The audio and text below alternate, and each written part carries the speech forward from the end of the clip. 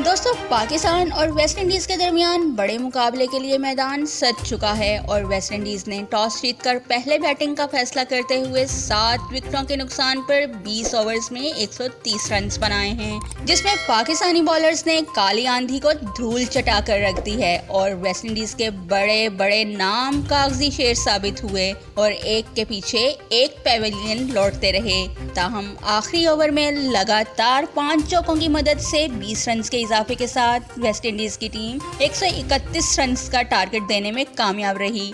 3 overs में सिर्फ 12 run देने वाले हारिस राउफ ने इनिंग की आखिरी और अपने चौथे ओवर्स में 20 रन दिए। शाहीन अफरीदी और हसन अली ने 2-2 विकेटें हासिल की। शमॉन हेटमैन 28 रन बनाकर सबसे कामयाब बल्लेबाज रहे। दोस्तों, आप क्या समझते हैं कि पाकिस्तान टारगेट पूरा कर पाएगा या नहीं? कमेंट बॉक्स में जरूर लिखिएगा।